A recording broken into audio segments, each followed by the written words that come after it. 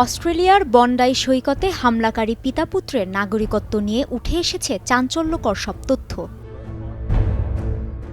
ঘটনাস্থলে নিহত বাবা ৫০ বছর বয়সী সাজিদ আকরাম একজন ভারতীয়।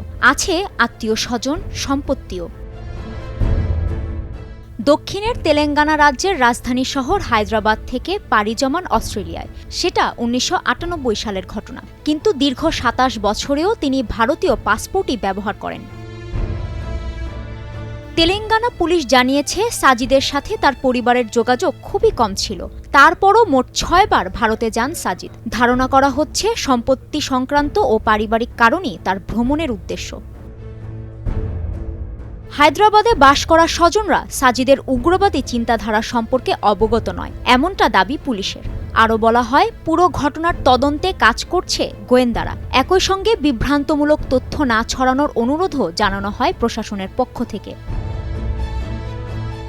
রোববার সিডনির সৈকতে চালানো হত্যাকাণ্ডে বাবার সাথে জড়িত থাকা ছেলে নাভিদ আকরাম অস্ট্রেলিয়ার পাসপোর্টধারী। বাবা ভারতীয় হলেও জন্মসূত্রে সেখানকার নাগরিক ২৪ বছর বয়সী নাভিদ।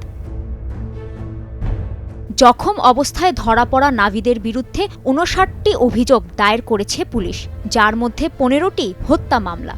নিউ সাউথ ওয়েলসের পুলিশ জানিয়েছে, হত্যাচেষ্টার আরও ৪০টি অভিযোগ এবং নিষিদ্ধ সন্ত্রাসী সংগঠনের প্রতীক জনসম্মুখে প্রদর্শনের অভিযোগ গঠন করা হয়েছে নাভিদের বিরুদ্ধে।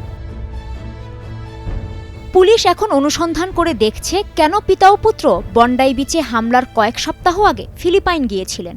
দেশটির ইমিগ্রেশন ব্যুরোর তথ্যানুযায়ী সাজিদ ও নাভিদ আকরাম ১ নভেম্বর থেকে ২৮ নভেম্বর পর্যন্ত সেখানে অবস্থান করেন।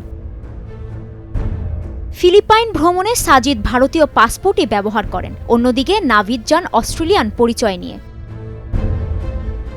অস্ট্রেলিয়ান সংবাদ মাধ্যম এবিসির প্রতিবেদনে উল্লেখ করেছে, সাজিদ নাভিদ ফিলিপাইনে গিয়েছিলেন সামরিক প্রশিক্ষণ নেবার জন্য। তবে এ রিপোর্টের সত্যতা নিশ্চিত করেননি কর্মকর্তারা। কাজী শাহরিন, স্টার নিউজ।